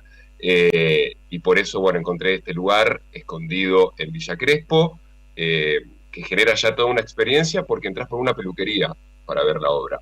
O sea, no es un espacio, no es un teatro común, ¿no? Entras a una peluquería y después vas... Y después bajas a un sótano y ya entras al Sacrosanto. Entras como a esta especie de misa mística, de fe, de seres marginales que están totalmente corridos y desesperados, y sos parte de ese juego, de ese momento, te involucras muy directamente porque te están actuando acá, o sea, muy cerca, y es para muy pocas personas también, que era algo que yo quería generar, que la experiencia se viva. Son 20 personas únicamente que pueden vivir ese momentito. Así que estamos muy contentos, estamos los viernes a las 20 horas. La dirección es secreta, tienen que sacar la cita por alternativa y le va a llegar un mail con unos... Y en las redes también, o sea, por ambos lados, y ahí te llega toda la data para que puedas ir a ver la obra. Y eso, estamos desde el año pasado en Villa Crespo, sí. O sea, es un lugar que es fácil llegar, no es que tampoco te mandamos al conurbano a verla, no. Y eso, estamos contentos, está buenísimo, es algo de una experiencia muy total también, la obra es muy pulsante, no por esto es que te vas a pegar un fiasco, sino que también tiene momentos muy cómicos, pero bueno, te pega un palazo, porque también el tema que tocamos, que es la fe, digamos, parecería que es el tema principal, pero no, en realidad lo que a mí me interesaba era hablar de seres marginales que no pueden salir del embudo en el que están, como nos pasa, como argentinos, que siempre estamos circulando dentro de la tragedia, de las crisis y las tragedias, como que siempre hay tragedia en este país. Entonces, son estos seres que están atrapados en esa tragedia y como esperanzados de algo que eran y que ya no es, porque era una santa milagrosa que tenía dones, curaba gente y con eso se hacía unos mangos, una santa pagana. De golpe vende su sangre milagrosa ahora porque no, que la gente la compra como alucinógeno, porque ya no tiene más milagros. Entonces, o sea, es el barro total en el que están, y llega este mito muy conocido, que lo digo, que es la luz mala, a revolucionar y a traer tragedia a este universo. Ellos creen que traen, es esperanzador su aparición, pero no, en realidad es pura tragedia. Así que bueno, eso es una obra pero muy tiene... Sí, perdón. Pero la tragedia, no, decís una obra muy trágica, pero esa tragedia que imagino que está asociada al enorme sacrificio que hacemos los argentinos y las argentinas por la mala praxis de los que se jactan de conducir o gobernar los estamentos republicanos, ¿no? O el Estado, y realmente administran mal o gestionan mal, o digamos, o atados a cierta burocracia o a cierta violencia de determinados modelos económicos que, como vos bien decís, siempre parece que estamos regresivos o recesivos o in situ dentro de una crisis que va de suyo, es la que estamos viviendo ahora, y que en ese sacrificio hay algo de tragedia y de fe pagana en decir en dónde pongo la posibilidad de él salir adelante, ¿no? Y en ese sentido, Sacrosanto, que viene a armar un público para 20 y hacer una experiencia medio entre religiosa y mística, y sentirte interpelado, también encuentra comicidad. Digo, te vas a reír también, porque veo el elenco, ¿no? Que son estos tres actores extraordinarios, pero son tres actores muy cómicos, ¿no? Conocemos a Mirta Bodarassarian, a Leo Martínez y a Micaela Rey, ¿no? Y son realmente actores cómicos. Sí, es que también, o sea, la búsqueda que tenemos que... todo el equipo viene del Sportivo Teatral de los Ortiz. Entonces, hay algo de que no vas a generar solemnidad, o por lo menos intentás correrte de ahí totalmente. Entonces está abordado desde un lugar irreverente, diría yo, Ahí más va. que cómico. Entonces, esa irreverencia genera comicidad. Y también cuando estás, hay algo que la obra genera un poco de ciertos climas, como, ay, que te querés distanciar de ahí, pero también querés verlos y te atrapan. Entonces, por supuesto que sí, no vas a ver algo solemne o no vas a ver algo puramente místico, no, para nada, porque pasan 1500 cosas en la obra, porque también está muy basada en Coppi, en este autor argentino que era sumamente irreverente, por eso esa palabra, Sí, en donde pasa disruptivo, una ¿no? cosa Y atrás que, de la otra. Sí. disruptivo, que traía como algo del absurdo para volverlo a un campo más racional, ¿no? Copy. Totalmente, sí, es como un grotesco medio estallado, muy también, a mí me gusta mucho Urdapilleta, por ejemplo, entonces tiene algo de eso, de esa actuación que va muy al frente, que está casi en la línea de lo paródico, pero no, es como un riesgo que siempre corremos, ese abismo de no pasarte para no irte al sketch, pero que es la actuación muy plena, muy entregada, y bueno, tengo este equipo fenomenal que la rompe, entonces como... Porque es una obra compleja también, ¿viste? Como cuando la vio Cristina Vanegas dijo, es como una farsa criollísima, porque tiene por momentos mucha lírica de campo, por momentos hablan de forma muy banal, pero pasan a hablar parecido en verso, entonces de golpe hay una mezcla de lenguajes y un engrudo de lenguajes muy interesantes, pero muy complejos para abordarlo desde la actuación. Pero bueno, por suerte, y gracias al universo, o no sé quién, y que tengo este equipo que la rompe, y muy Qué lindo. contentos.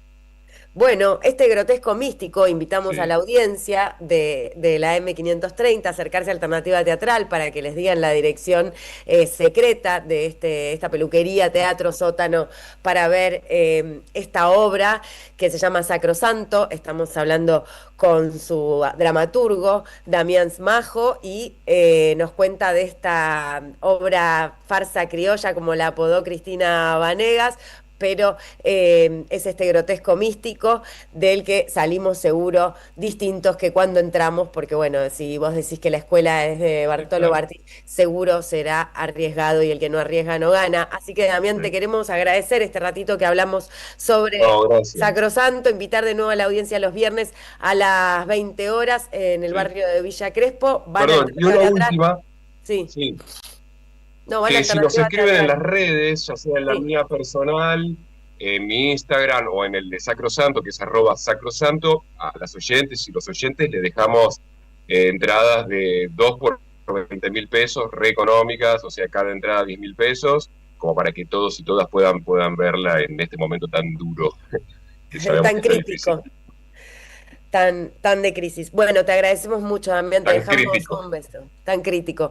Te dejamos un No, beso y ustedes, vamos a por ir el a ver espacio. Sacrosanto. Chau, nos vemos. Dale. Para Dale, quien no Chau. pensara, en un rato vuelve Marina al aire, que no hay cosas diversas y distintas en la Ciudad de Buenos Aires, las hay a montones. Esta obra que evoca la época de la resistencia, de las resistencias en rigor, ¿no? Una obra que transcurre en un sótano, no está publicado el lugar, hay que escribir para darse cuenta y hay que ir para apreciar el contexto de este Sacrosanto, esta experiencia teatral oculta en Villa Crespo, otro de los barrios teatrales. Ayer hablamos de Boedo o del Abasto de la Ciudad de Buenos Aires. Las canciones escriben nuestra historia.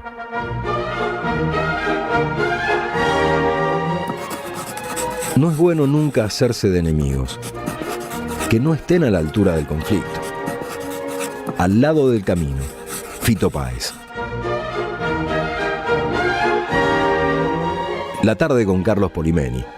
AM530. Somos Radio. En un rato más Marina Glesen en el programa. Tenemos un montonazo de oyentes interactuando con nosotros por el libro de las contratapas de página 12 de Osvaldo Soriano. En un ratito decimos quién ganó ese libro, pero ahora a distancia, en este caso por teléfono en línea, nuestro otro compañero al aire, señor Pablo Hacker. Pablo, buenas tardes. ¿En el Congreso a esta hora? Sí, Carlos, buenas tardes. En el Congreso, un día muy ajetreado, tanto en el Senado como en diputados. ¿Te acordás que la semana pasada hablamos de la posibilidad de la moción de censura para el jefe de gabinete Manuel Adorni. Bueno, en este momento se está tratando en el Senado justamente labor parlamentaria, lo que va a ser la sesión de mañana. Para el que no conoce mucho los movimientos dentro del Congreso, la labor es lo que se define, se negocia entre los bloques, de lo que se va a tratar en las sesiones, lo que puede aprobarse o no, lo que no significa que después nos hagan temas en tablas, ¿no? O sea, que se discutan a votación a mano alzada en el momento. Ahora todo indica que podría tratarse la moción de censura contra Adorni mañana mismo, y lo que algunos decían, bueno, pero falta que el oficialismo meta la cuchara. Bueno, le estarían soltando la mano, este es el título. Por lo menos no ha habido ningún pedido hacia el bloque opositor, hacia Mayans, que es el presidente del bloque del peronismo en el Senado, para suspender el tratamiento de la moción de censura. O sea, traducido, mañana Adorni puede estar muy complicado, y si los bloques del PRO más radicales, más algunos de las provincias que responden a los gobernadores, le sueltan la mano definitivamente, podría dar un paso muy importante para destituir al jefe de gabinete, que a todas luces no conforma a nadie con la explicación esa tan trucha del pendrive. Mientras tanto, en diputados se trata en comisiones el Super Rigi, o como digo yo, para que se ría Marina, el Super Rigi, aunque sé que está por Zoom Marina hoy. Están tratando justamente este tema para ver si puede llevarse al recinto semana que viene, porque a pesar de que el Mundial está corriendo, la pelota corre, el Congreso por ahora no se toma receso, y hay muchas cuestiones que justamente aprovechando el corrimiento de la atención hacia la pelota, van a tratar de meter por digamos, entre gallos y medianoches. El Super Rigi, ya sabes, Carlos, te lo dije 1000 veces, es otro intento más de atraer inversiones que no son tales, pero que en este caso justamente lo que hacen es liberar de impuestos. ¿Y se cortó la comunicación con Pablo Hacker? No, hizo un alto y sigue. Dale, Pablo. Sigue. Ah, perfecto. Bueno, el Super Rigi, que es esta promoción de inversiones en el caso de los data centers, que deja muy pocas regalías para la Argentina. Así que tanto en comisiones de diputados como en labor parlamentaria hay mucho movimiento. Mañana vamos a tener más información. Puede ser una semana crucial. Lo venimos diciendo, es verdad que es la crónica de una muerte anunciada, pero en este caso suenan mucho las campanas en contra del jefe de gabinete. Bien, que no debería ser el único ni el chivo expiatorio de este gobierno, sino que es parte de un entramado mucho más grande que el mismo, ¿no? Pensaba respecto a esto, a las máscaras y a las pelucas que portan algunos en el Congreso de la Nación, en el chispeante diálogo, que en realidad fue una respuesta de Iván Noble y Lilita Carrió, ¿no? La diputada Carrió habló de este gobierno corrupto, a lo que Iván Noble, en la síntesis que prometen las redes sociales, le contestó, sí, bueno, puede ser muy corrupto el gobierno, pero tus diputados les votaron los proyectos antes. No, totalmente, y yo también abono la teoría de que es el chivo expiatorio, y que sigo sosteniendo que si la mirada de gran parte de los medios se posa sobre Adorni, bueno, entonces se corre de otros lugares, se corre de lo principal, que es el gran problema económico que estamos sufriendo todos, y en algún punto se lleva la marca, vamos a seguir hablando en términos futbolísticos, y no nos deja poner la lupa sobre los grandes problemas que están ocurriendo: endeudamiento, fuga, inflación que no frena, industrias que cierran, pymes que bajan las persianas. Así que en algún punto yo creo, es una opinión personal, que el caso Adorni, contrariamente a lo que dicen muchos, les viene bastante bien para desviar la atención. De todas formas, también es cierto que el gobierno no puede retomar la agenda. Milei va a estar bastante callado hace casi 8 días, y esto sí los incomoda porque hay una virtual parálisis ejecutiva y de comunicación en las filas de La Libertad Avanza. Bien, con gusto. Utilizaste una idea futbolera, se lleva la marca. Hay otra idea futbolera de aquel que va a ser sí o sí expulsado del partido, pero se lleva puesto a un adversario, provoca un adversario para que el adversario reaccione, y entonces son dos los expulsados. ¿Se llevará alguien puesto con él, Adorni, cuando se vaya? Y tiene mucha información. Vos lo sabes muy bien, Carlos, eso. Tiene demasiada información, ¿no? Es todo un asunto. Pablo Hacker, gracias, ¿eh? A ustedes, un abrazo. Abrazo. Pablo Hacker a distancia desde el Congreso de la Nación por teléfono. Estás escuchando La Tarde con Carlos Polimeni por AM530. Somos radio. Como nos gusta compartir los libros que nos llegan, ya sabemos, sorteamos uno más temprano, una contratapa un libro de las contratapas de Página 12 de Osvaldo Soriano, y hay como un récord de oyentes interesados en él. En un ratito les contamos quién ganó el ejemplar que disponemos para sortear entre ustedes. Pero ahora, ya que hablamos de Osvaldo Soriano, de escritura y de libros, nos vamos, Marina, hacia la nota con la escritora Selva Almada, que te espera por Zoom. Nos espera por Zoom. ¿Cómo va? Nos espera. Hola, Selva, ¿cómo andás? Carlos, Marina, te saludamos de la M530, la radio de Madres. ¿Cómo andás? Gracias por atendernos. Hola, ¿qué tal, Marina, Carlos? ¿Tanto tiempo? Un gusto saludarte y felicitarte porque, bueno, vas a hacer un derrotero bastante amplio y largo con Una casa sola, que es el libro nuevo, y te tiene hoy en una entrevista en Eterna Cadencia, ¿no? Y mañana también vas a estar en el Zócalo dando una charla sobre esta historia de soledad, de silencios, de ausencias que construyen un clima íntimo como bastante inquietante, que es tu nuevo libro, Una casa sola. ¿Cómo es acompañar el libro una vez ya editado? Bueno, qué sé yo, por un lado es un poco agotador, porque bueno, estar hablando del mismo libro una y otra vez en un momento es como, bueno, basta de preguntarme lo mismo, que a veces pasa esto, ¿no? Que te preguntan siempre lo mismo sobre la trama, básicamente, pero bueno, contenta porque que me convoquen y que me inviten y es porque el libro está circulando, le está yendo muy bien, así que, bueno, parte del trabajo ya sabemos, quienes escribimos, que después parte del trabajo es acompañar ese nuevo libro durante un tiempo.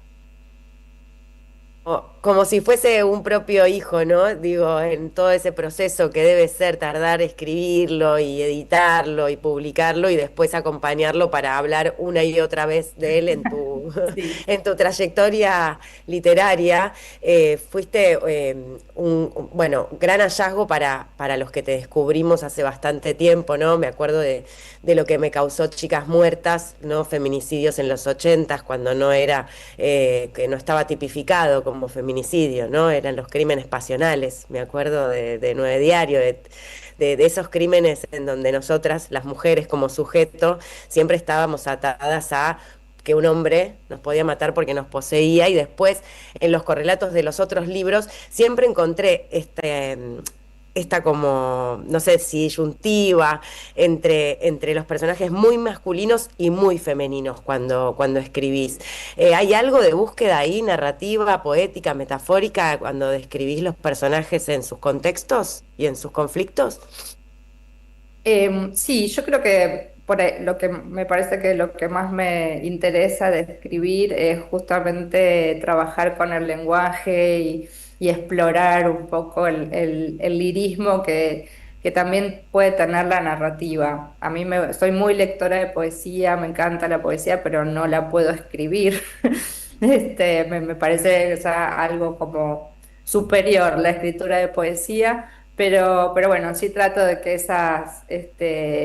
de hacer esa exploración en la narrativa o sea, cuando leo también me interesa, cuando leo novelas o cuando leo cuentos también, lo que más me atrae es quizá no tanto la anécdota, la historia que me están contando, sino también de qué manera se está contando eso. Selva, estamos haciendo una entrevista por radio, por Zoom, o sea, nos estamos viendo las caras, además, los que sigan el streaming en la radio pueden hacerlo, después lo compartiremos en las redes. Estamos sorteando un libro de Osvaldo Soriano entre los oyentes, se lo ganó Angélica, DNI terminado en 291, hubo, la verdad, un vendaval de oyentes, una enorme cantidad de oyentes participando del sorteo a través del WhatsApp de la radio, y lo estoy anunciando ahora, y recuerdo que me contaste una vez una historia de que vos te ganaste un libro que sorteamos en un programa de radio que yo conducía en Nacional, pero cuando recién llegabas de Entre Ríos a estudiar a Buenos Aires, y que para vos fue importante, eso es lo hermoso. Sí, es una anécdota que a mí me encanta, y que bueno, y nos hemos visto después algunas veces y siempre lo recordamos. Yo recién me había mudado a Buenos Aires y bueno, y escuchaba un programa que tenía Carlos en ese momento y me gané un libro creo que era de Ángeles Mastreta, ahora no me Qué acuerdo bueno.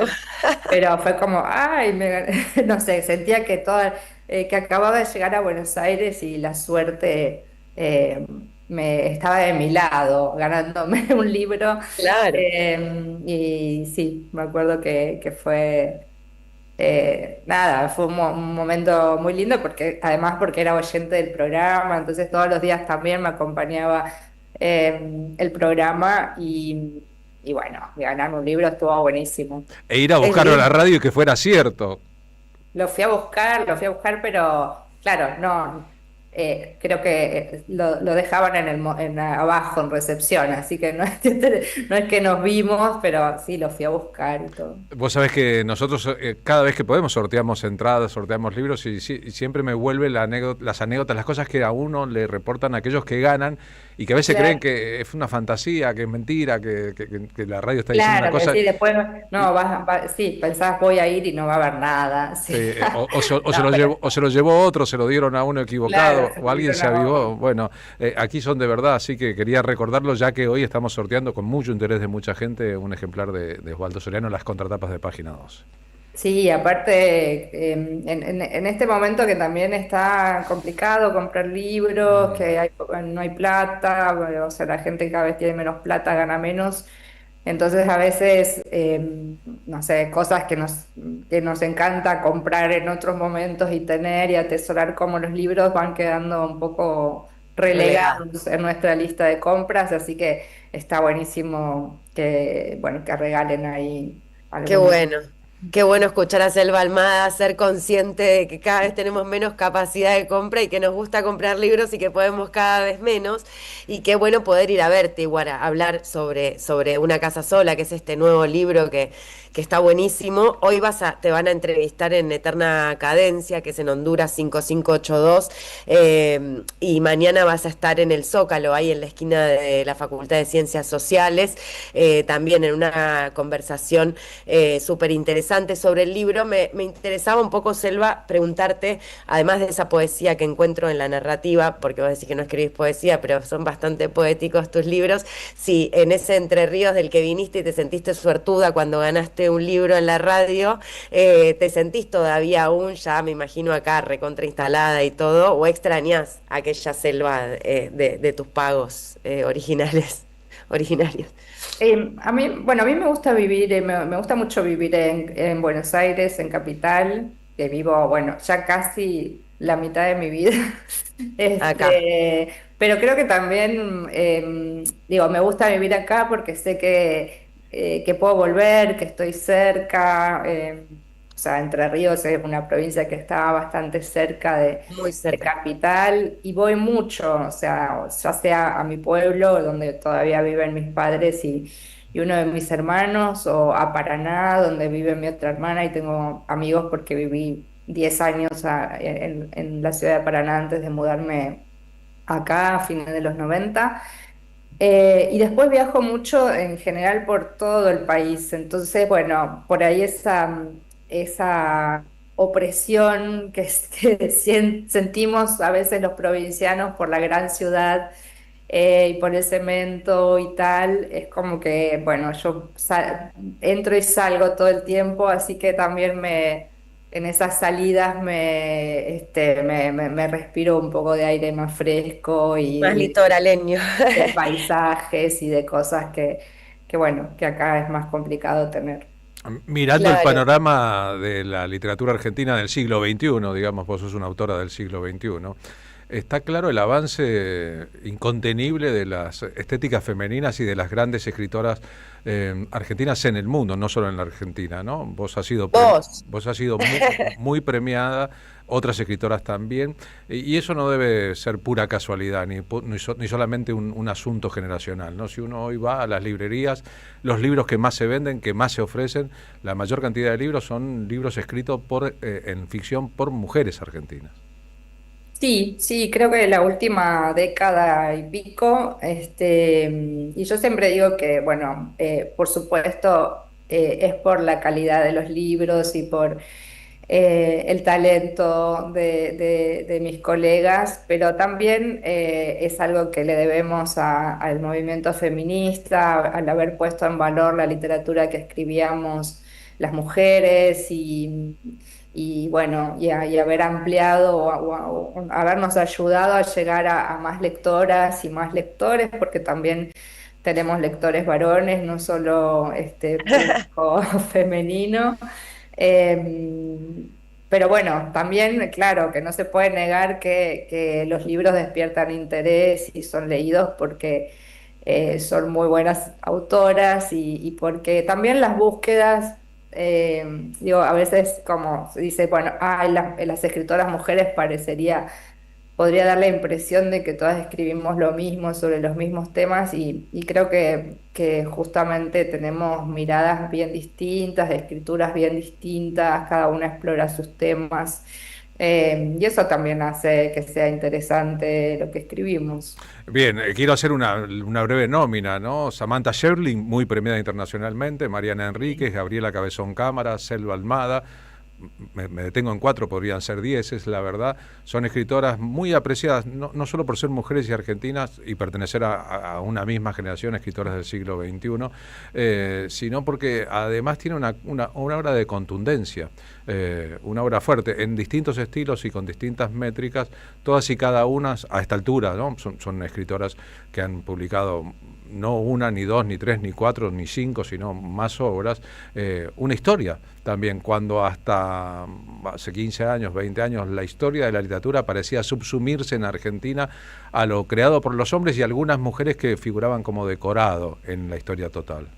Sí, también por suerte, digo, además de mi generación, que las escritoras que nombraste, más o menos todas tenemos la misma edad.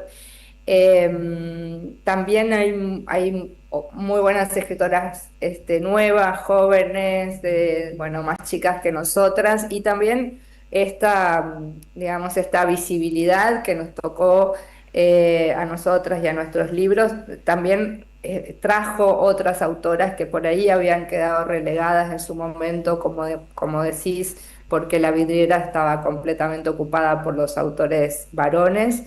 Y bueno, y está buenísimo ver cómo se ha reeditado Sara Gallardo, por ejemplo, que es una autora que a mí me encanta, y cómo volvemos a leer, no sé, a Martha Lynch, una autora que también quedó ahí medio ensombrecida por ciertas cuestiones personales de ella, y que es una gran autora, y cómo volvemos a leer a Dimitrópulos y a Elvira Orfé y a tantas otras. A Olga Orozco.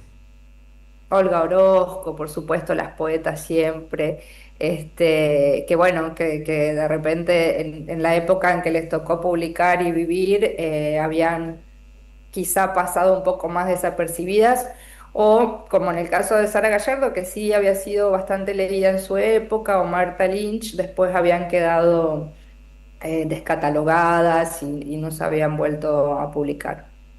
Selva, con respecto a este nuevo libro y un poco lo que estamos viviendo en Argentina como en materia de derechos y adquiridos para las mujeres, y también estos espacios públicos que ahora la voz femenina tiene lugares, sobre todo en la literatura y también la adaptación de estas obras literarias al mundo audiovisual, ¿cómo te posicionás, ¿no? Bueno, ahora te vas a Rosario, después vas a Paraná y vas presentando el libro, pero me imagino que en premios o en lugares a donde tenés acceso por tu obra, te deben preguntar, ¿no? Y que Argentina y tu posicionamiento político, digo, bueno, no sé si vas a hablar del río Paraná, justamente la extranjerización del río Paraná, pero digo, ¿cómo llevas eso de tener que expresar o exponer tu propio posicionamiento político, ¿no? Al ser el compromiso de una escritora de este siglo, como decía Carlos recién. Sí, eso ocurre sobre todo cuando viajo fuera de Argentina.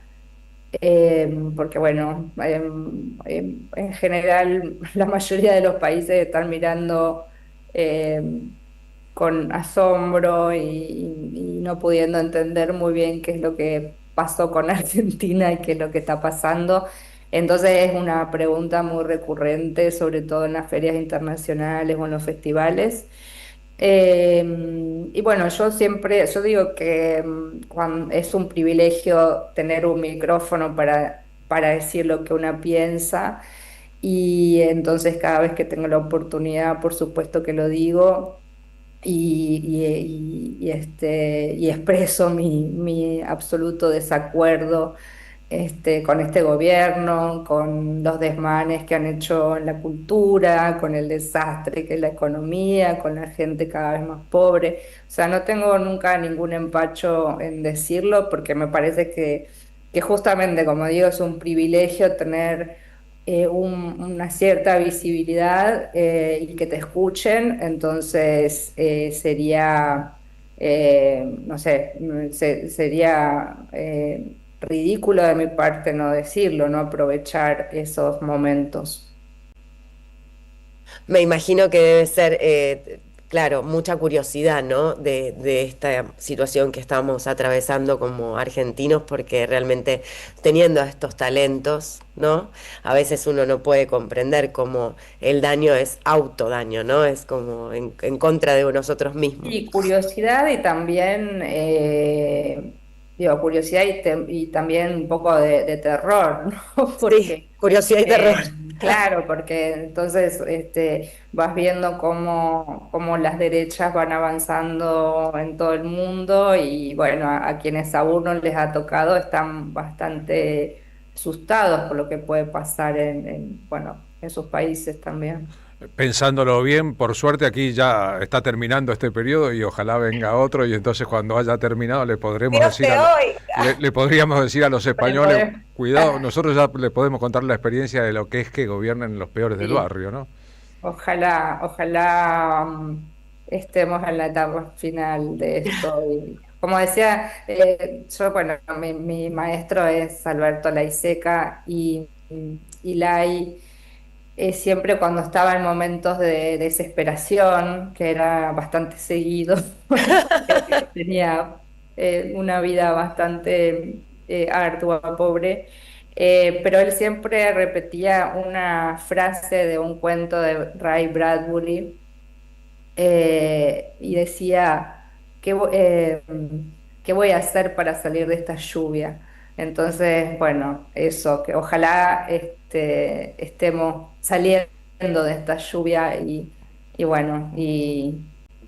sea otra la vuelta que dé este país pronto. Ojalá que sí, en el infierno de los escritores o en el cielo de los escritores estará Laiseca fumando todavía y narrando en voz alta para siempre, así que estará vivo en nosotros a pesar de que no esté aquí y de la pobreza en que vivió una parte importante de su vida. Sí, Lai siempre está muy presente en quienes hemos sido sus alumnos y alumnas, y también en sus lectores que lo adoran, y creo que luego de su muerte además ha crecido ese círculo de lectores y de lectoras, así que él siempre decía, bueno, del otro lado no hay ni tetas ni cerveza. Pero ojalá que sí, ojalá que tenga, ojalá que haya puchos y tetas y cerveza y la esté pasando bomba. Y se quede mirando los microprogramas de televisión en el canal ISAT, que él grabó leyendo y que son parte de su herencia, son buenísimos y están a disposición de quien quiera. Decimos terminando el programa, Marina. Sí, bueno, quería agradecerle a Selva Almada este ratito que hablamos, siempre mucha luz y bueno, ojalá para esta lluvia, como decía Ray Bradbury, desearte lo mejor con el libro y el derrotero que tiene las presentaciones de Una Casa Sola, hoy en Eterna Cadencia, mañana en el Zócalo, y así seguís en Rosario y después en Paraná, y todo lo que vaya a suceder con el libro Una Casa Sola, que es un libro precioso que recomendamos. Muchas gracias, Selva Almada, por conversar con nosotros. Bueno, gracias, un abrazo, y siempre es un gusto conversar con ustedes. Bueno, un beso muy grande, chao, chao. Besos, Selva, que te mejores, Marina. Mañana aquí en el aire o a distancia estaremos de vuelta juntos. Espero volver al estudio, Carlos. Buen día para todos y todas, y muchas gracias, nos vemos. Selva Almada es una estrella de la literatura latinoamericana en castellano o en las lenguas a las que han sido traducidas sus obras. Son 20 lenguas en total. En Entre Ríos también nació Liliana Herrero.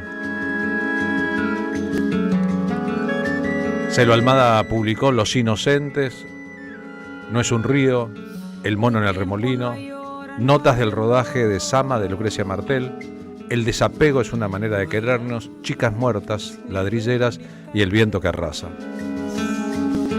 No hay lejos ni viejo ni jamás. Como si fuera una novela o una película, Fernando Cabrera escribió esta canción en Uruguay, La casa de al lado. Si todos se ponen a pensar. ¿Les resultó o no una experiencia el programa de esta tarde de miércoles? Te apuesto mi vida una vez. Frente al Congreso, los jubilados, hay que ser muy cagón, dijo Diego Armando, para no defender a los jubilados. Mañana las madres de Plaza de Mayo en otro jueves valiente en la plaza. No me lo repitas más. La historia progresa. Las cosas cambian. A veces vemos la historia como repetir circularidades. Escribió Borges, lo supieron los sardos alumnos de Pitágoras. La historia se repite en círculos, para abreviarlo. Pero no, rompemos los círculos y avanzamos más allá de los impedimentos. De lunes a viernes de 14 a 16, entonces intentamos hacerles a todas y todos la mejor de las compañías posibles a la espera de que amanezca.